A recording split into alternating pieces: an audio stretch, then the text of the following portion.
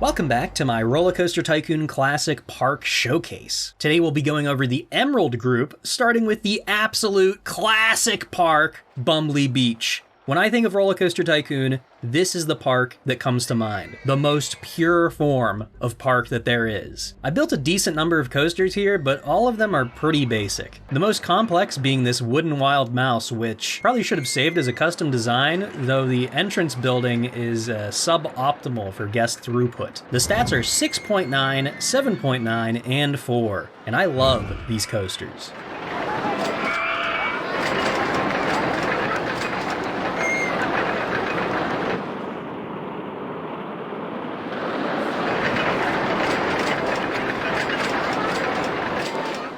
As I'm sure you can see, there's also a junior coaster.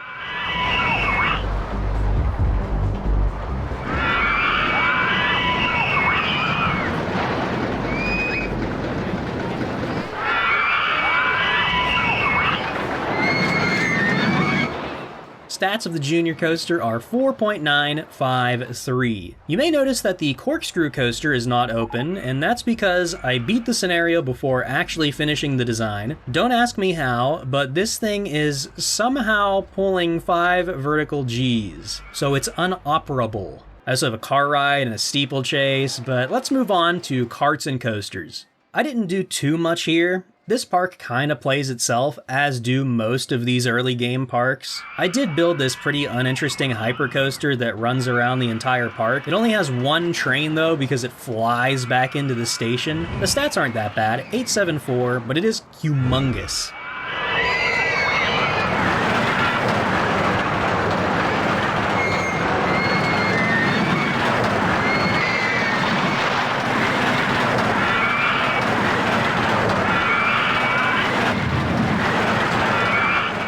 Of course, I also built a junior coaster, as usual, though it does use the ladybug cars instead of my typical log car style. There is a bit of a design problem. It has to use brakes at the end to slow it down enough to be considered breakdown proof. I mentioned this in the first video, but I learned the hard way that a brakes failure means all brakes on the entire ride, and you're pretty much just screwed unless your coaster's designed in a way to slow down without brakes. I've also never used block brakes on any coaster ever, so I don't know if those fail at all. But the junior coaster stats are 653, which is pretty good for a junior coaster.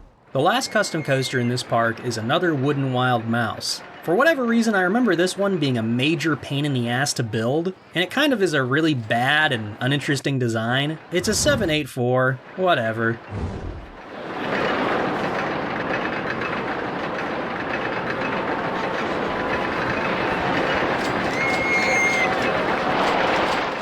Moving on to another classic, Evergreen Gardens. Bro, in this park, I have a 3 excitement car ride. Can you believe it? I bet you also can't believe I built another junior coaster with ladybug cars that has an excitement rating of 654, almost identical to the previous one.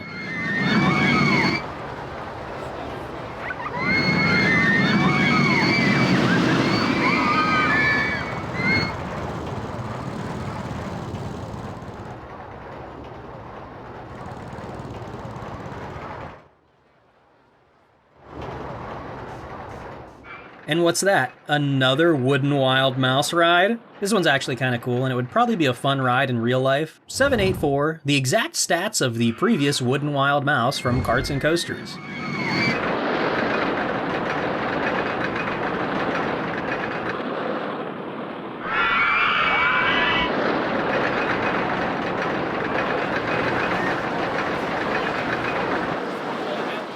At least in this park, I have some variety.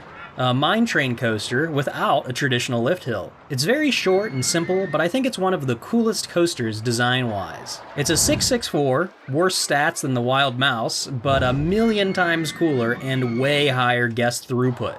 Of course, this park also has an actual real wooden coaster. This one's design, relatively tame, semi-realistic, but it relies way too much on brakes. I say semi-realistic a lot because I don't think coasters in real life ever do multiple helixes, at least not like how they are in Roller Coaster Tycoon. But the stats are 7.9, 8, 5. It's only like 1 point higher excitement than the Wild Mouse, but it probably costs 10 times as much. Finally, I've built yet another Mega Park looping coaster that doesn't have a lift hill, though this one specifically uses booster sections to gain speed and isn't power launched. That way I can have multiple trains running at the same time. Unfortunately, it still relies on brakes to slow it down, which means this thing is definitely exploding when it breaks down. 763, again, mid-tier stats for this basic park.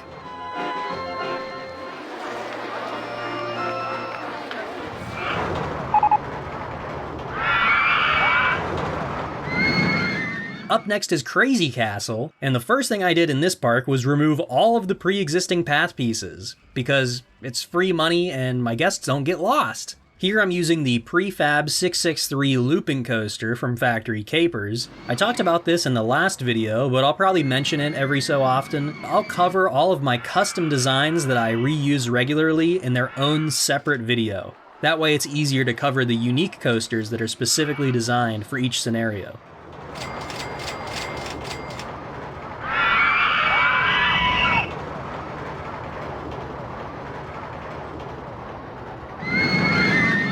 This mine ride comes in at 6.854. Pretty basic, and I'm sure most of that excitement is from scenery bonus. The real coaster that matters is, of course, the wooden coaster. This one is actually safe because it uses a lift hill to return to the station. 785, you know, it's whatever.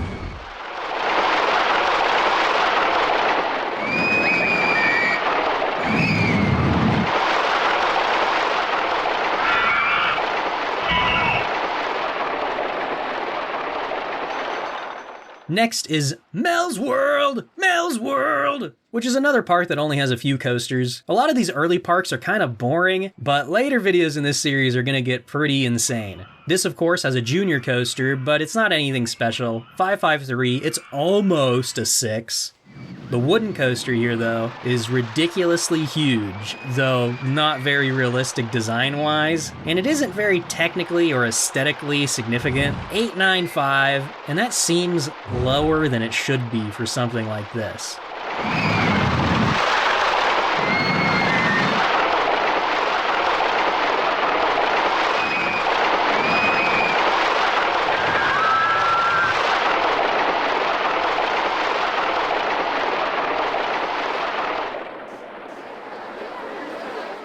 The other coaster here is a vertical drop coaster. Of course, it has to start out with the drop hold section. This is another one of my favorite coaster types, and you're going to be seeing more and more of these in future videos. This bad boy has 3 loops, but since this is still an early scenario, I'm still relying on brakes to make sure the train enters the station at like 25 miles an hour, which I think is the safe speed in the event of a brake failure.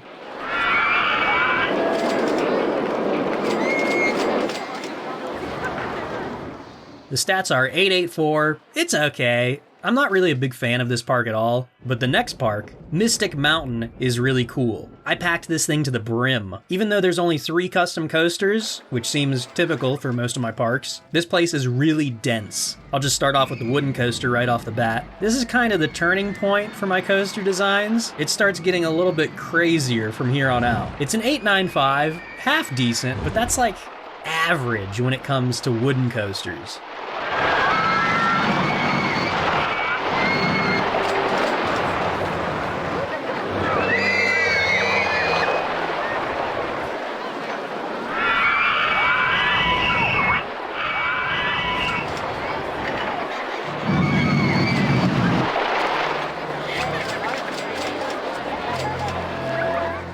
There's a wild mouse, and I'll have to turn off support so you can actually see what's going on. It's got a gravity-based initial hill that's followed by the main lift hill, and later it uses another lift hill to return to the station. So this is probably one of the least throughput wild wild mouse coasters that I've made.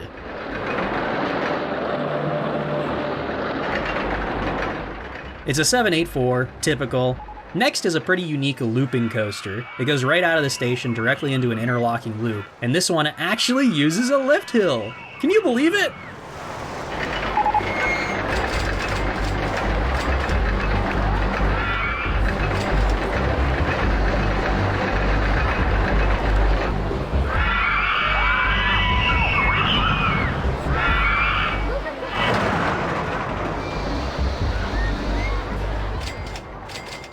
Yeah, you know I love when a coaster goes all around the park like this.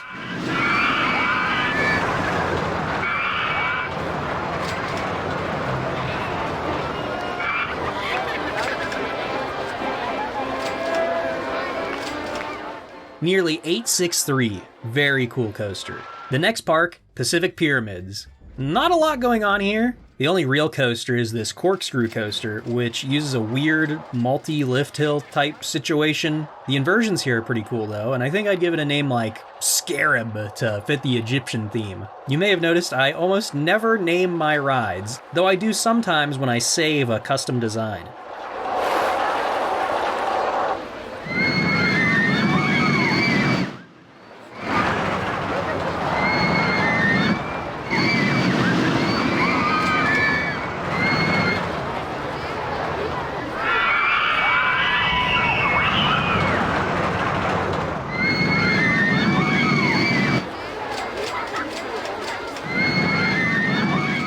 .684, I like those inversions, but the rest of the design just kind of sucks.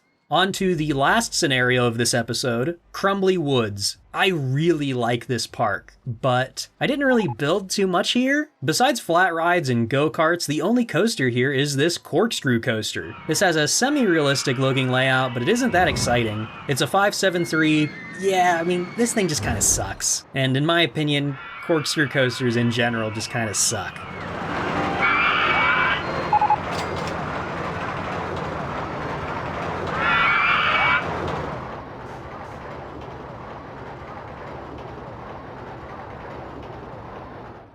Now you may be thinking, wait, this shouldn't be the last park in the Emerald group. What about Paradise Pier? And yeah, you're right, but unfortunately, I no longer have my save file. You see, if I load my Paradise Pier file, it's actually Paradise Pier 2, a later scenario from the Sapphire group. But because the parks in both scenarios are named Paradise Pier, when I went to save my game in the second one, it overwrote the first one. So I totally lost my Paradise Pier. Not like you're missing too much, it's a stupidly easy scenario anyway. But hey, if you want me to do a full Paradise Pier playthrough, leave a comment below. Like the video, and I'll be back next time with a brand new video.